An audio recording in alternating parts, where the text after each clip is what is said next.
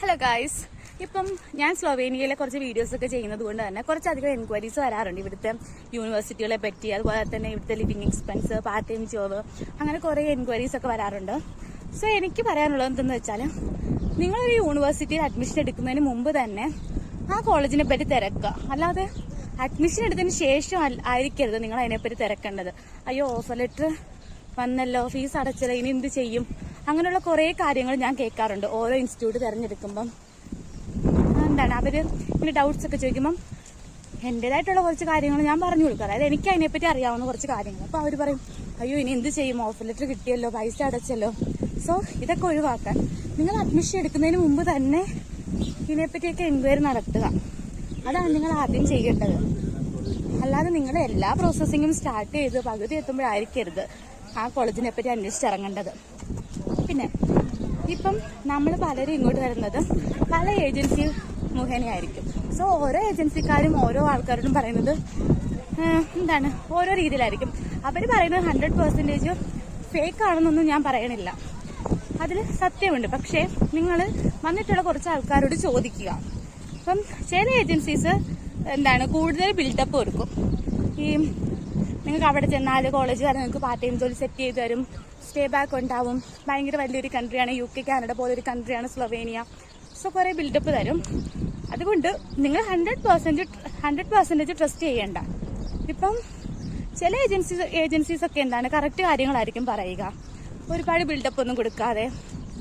ഇപ്പം മാരിബോർ യൂണിവേഴ്സിറ്റി എടുക്കുകയാണെന്നുണ്ടെങ്കിൽ അവിടെ ഇപ്പം ഈ ലോജിസ്റ്റിക്സും ടൂറിസവും അതുപോലെ തന്നെ എക്കണോമിക്സും ആണ് മെയിനായിട്ട് അവർ എടുത്തിരിക്കുന്നത്.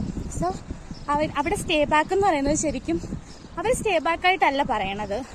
ഒരു വർഷം നമുക്ക് അബ്സോൾവെന്റ് ഇയർ എന്ന് പറഞ്ഞൊരു ഇയറാണ്. അത് നമുക്ക് ഈ കോഴ്സിന്റെ ടൈമിൽ എപ്പോൾ വേണമെങ്കിലും നമുക്കത് എടുക്കാം, ഇല്ലെങ്കിൽ കോഴ്സ് കഴിഞ്ഞിട്ടാണെങ്കിലും എടുക്കാം ആ 1 ഇയർ.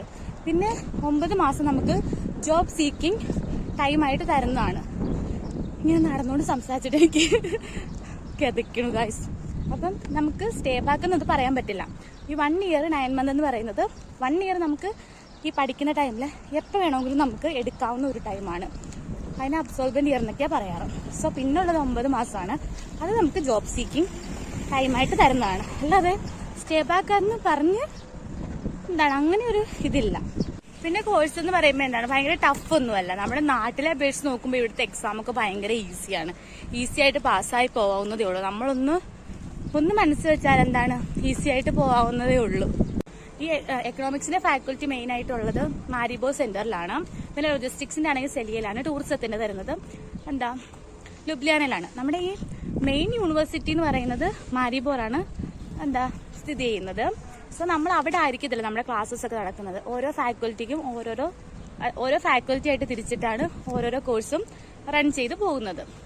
സോ നമ്മൾ നെറ്റിലൊക്കെ സെർച്ച് ചെയ്യുമ്പം മാരിബോർ യൂണിവേഴ്സിറ്റി എന്ന് കാണുമ്പോൾ ആ ഒരു വലിയ ബിൽഡിംഗ് ഒക്കെയാണ്. അപ്പൊ നമ്മൾ വിചാരിക്കും നമ്മൾ അവിടെ പഠിക്കാൻ പോകുന്നത്. ശരിക്കും നമ്മൾ അവിടെ അല്ല പഠിക്കുന്നത്, ഓരോ ഫാക്കൽറ്റി ആയിട്ടുണ്ട്. പിന്നെ ഇവിടുത്തെ പാർട്ട് ടൈം ജോബിന്റെ കാര്യം, നമുക്കിവിടെ പാർട്ട് ടൈം ജോബ് കിട്ടാഴൊന്നുമില്ല കേട്ടോ. നമ്മൾ അന്വേഷിച്ച് കഴിഞ്ഞാൽ നന്നായിട്ട് പാർട്ട് ടൈം ജോബ് കിട്ടും. പിന്നെ ലുബ്ലിയാനെ അപേക്ഷിച്ച് നോക്കുമ്പോൾ നമുക്ക് ഇവിടെ കുറച്ച് കുറവാണ്. പക്ഷെ ഇപ്പൊ ഇവിടെ വന്നേക്കുന്നതിൽ ജോലി കിട്ടാത്തതായിട്ട് ആരുമില്ല. ഇപ്പൊ സമ്മർ ആയതുകൊണ്ട് ഇഷ്ടം പോലെ ജോലിയുണ്ട്. നമുക്ക് അവർലി റേറ്റ് വരുന്നത് 6 യൂറോ ആണ് മിനിമം വരുന്നത്.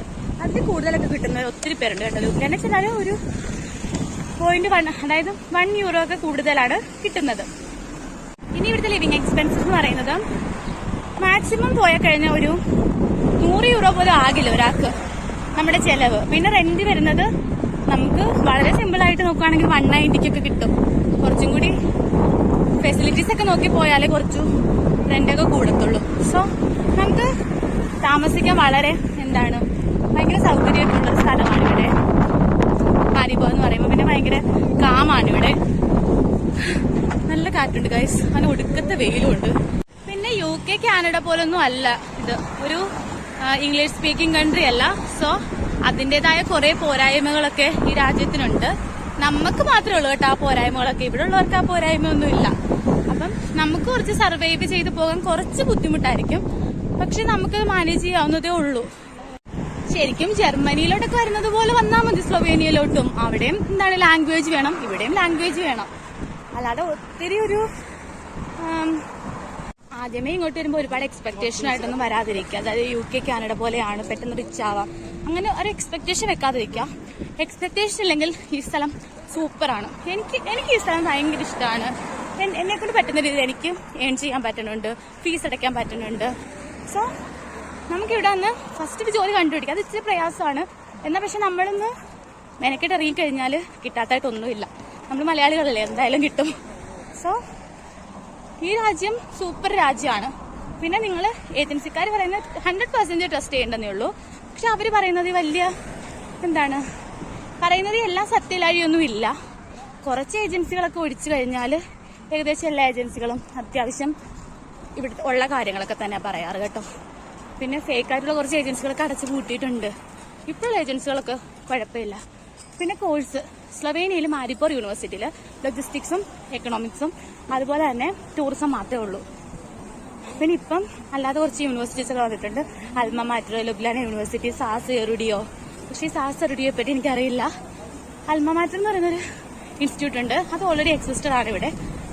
ഈ വർഷം തൊട്ടാണ് അവൾ ഇന്റർനാഷണൽ ആക്കിയത്.